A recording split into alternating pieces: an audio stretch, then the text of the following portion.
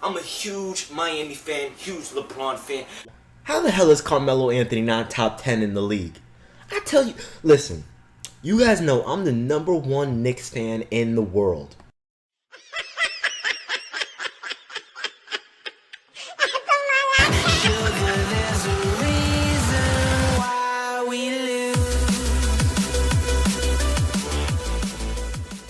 Alright, what's going on, guys? It's Steve. A lot of you guys have been asking me since I said, you know what, Kawhi Leonard is playing like a top 5 player in the world right now. I said that a few days ago, and a lot of you guys were asking me, why do I doubt Kawhi Leonard? Why did I doubt him, and why do I still doubt him? Now, no doubt about it, I still think at this moment he's playing like a top 5 player. But anything can change. Again, it's I think they're 3-0 right now. The season just started. They may be 3 or 4-0. The season just started. But I will say this: the San Antonio Spurs are the second best team in the NBA, behind the Cleveland Cavaliers. There's no doubt about that. We all understand this. Kawhi Leonard is playing like a top 5 player. Some of you guys think he's playing like a top 2 player and a top 3 player. I don't think so just yet, because I still think Kevin Durant is the second best player in the world. Now, before anyone talks about my opinion with Carmelo Anthony, I'm going to make a video on that later on today.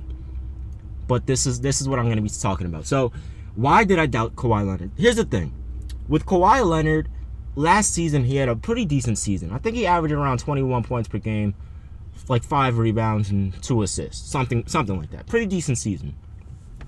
But when the playoffs came, and when it was time for him to be big and come in at that big moment, he kind of collapsed. Him and the San Antonio Spurs kind of collapsed around him.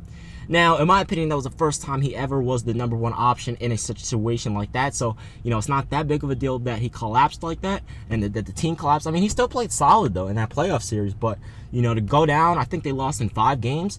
To lose, or it could have been 5 or 6. I'll say 6. To lose in 6 games when you were supposed to be the second best team in the West, that says a lot. So, that's that. And the thing about Kawhi Leonard is he has never been in that situation before.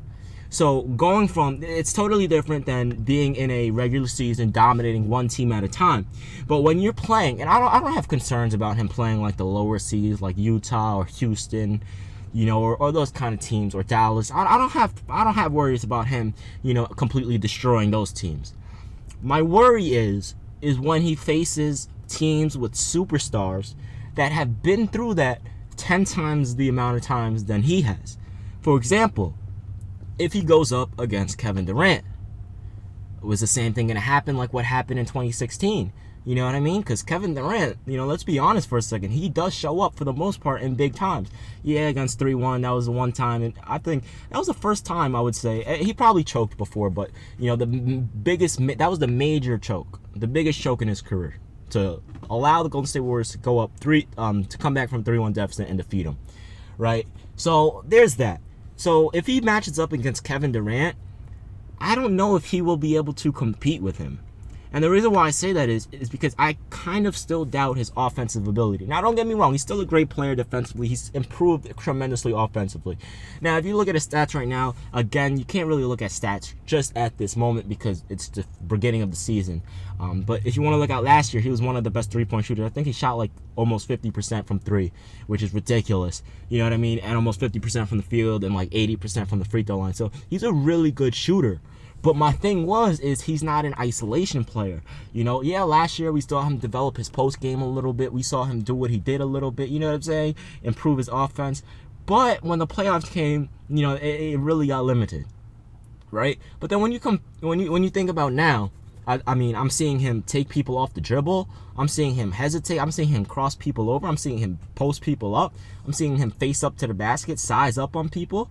You know what I'm saying? I'm seeing him play with the pick and roll. I'm seeing him coming off screens. I'm seeing him do so many more things that I've ever seen, him do before. So this is why I made that video saying, you know what? Maybe I was wrong, because in the title I said I was wrong about Kawhi Leonard. Maybe. Because I don't know just yet. I still think he's a great player. Obviously, in my opinion, so far this season, I would say he's playing like the second best player in the world. So far this season. Not second, the third best player in the world so far this season. I think it's LeBron, Kevin Durant, and Kawhi Leonard. in terms of who's playing the best so far this season and who's helping their team win the most. But I will also say this: there's an entire season ahead. He can get even better than he is now, which will be scary, because if he gets even better, how can we argue against him? And it's going to be hard to argue who's better, him or Kevin Durant. You know what I mean? So, but right now, I still think Kevin Durant's a better player, just because what he can do on the offensive end. And Kevin Durant's not a great defender, but he's a versatile defender. He can guard the 3 and the 4 spot. He can't guard the 5 spot, though. He'll get a baby. But he can guard the 3 and the 4 spot with his length and his size and his height. You know what I'm saying? So, he looks skinny. He's skinny, but again, he's still 245 pounds. So he still has size on him, and he has that 7-foot wingspan. And I think it's like 7'3" or something ridiculous like that. So yeah, man, Kawhi Leonard, he has a bright future ahead of him. But that's why I doubt Kawhi Leonard. It's not because I don't think he will be. I don't think he can compete with these superstars, because he's proving that he can. I think so far this season he's averaging like 28 points per game. But what I'm saying is when a best of 7 comes and Kawhi has to, and then you have people matching up, you have rotation changes, you have situationals, you have all these adjustments going on so fast because you're playing the same team for hypothetically 7 games, depending on how deep the series goes. It's gonna be tough. You know what I mean? It's gonna be a tough series. So if he ever matches up with the Golden State Warriors, I don't know if he will be able to compete, just because Kevin Durant's been in that situation so many times, and we all know Kevin Durant is a scorer and one of the top 2 scorers in the world. So there's that. There's Kawhi Leonard, man. He has this whole future ahead of him.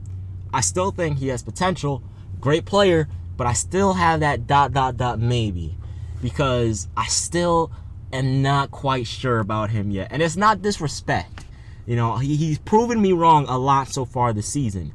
But all I'm saying is I have to see him in the playoffs for me to sit there and say, you know what? I was completely wrong. He's an NBA superstar. He is one of the top 5 players in the world. He definitely deserves that. You know what I mean? So I need to see him play in the playoffs, which is kind of unfair to him. But at the same time, he's still changing my opinion. Now, don't get me wrong. I'm not trying to sit there and act like my opinion matters to him, because obviously it doesn't. But as a basketball fan, this is what we do, right? So, so far, from my opinion, he's one of the best players in the world. But I still question him. So if he can continue to do what he's doing this season, he'll persuade me even more. But then, if he can do what he's doing this season in the playoffs, he'll definitely convince me. And that will be one of the biggest changes the NBA has seen in the recent years. The development of a new top 3 player. Because if you think about it, the past few years, we've been set in stone on who the top 5 players in the world were. You know what I mean? And now it's just like, okay, there's so many players up for grabs. And for everyone that wants me to talk about Paul George, I will talk about Paul George. Here's the thing. With Paul George, I think he's a great player. He really is. He can score the basketball, and he can. He's like Kawhi Leonard, but he's not playing as well as Kawhi Leonard right now, and it's kind of not his fault. Here's the reason why I say that. He has a trash team, a team that does not fit around him at all. His team does not fit around him. They have no spacing in the front court with Miles Turner, Al Jefferson, and whoever else their big men are. I can't remember right now, but they have no spacing in the front court. Their backcourt is weak. Jeff Teague is one of the most overrated players in the last decade, only because the Atlanta Hawks had one good year when they were like a top 2 seed, because Al Horford, Paul Millsap, and Jeff Teague were on the same team. All good players, but none of them are superstars. They're borderline all-stars. Borderline. I don't even think Jeff Teague is an all-star, to be honest. I mean, if you really want to talk about all-star level talent, do you really think Jeff Teague is in the same conversation with Damian Lillard, with Chris Paul, with Stephen Curry, with James Harden, with Russell Westbrook? You know what I'm saying? I don't even think Jeff Teague is in the same conversation as John Wall.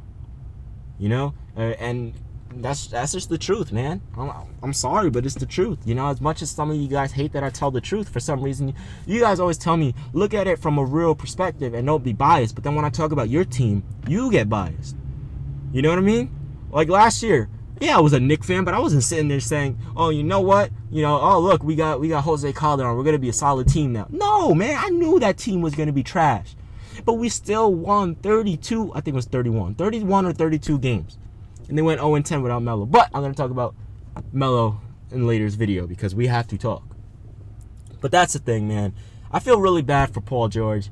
He just doesn't have. They're not the right pieces for him. They're just not. Paul George needs a run and gun style offense. He does not need a half court set offense. The reason why is because he's young and he's athletic. Well, he's not really young, but he's athletic. He's an athletic, quick wing player.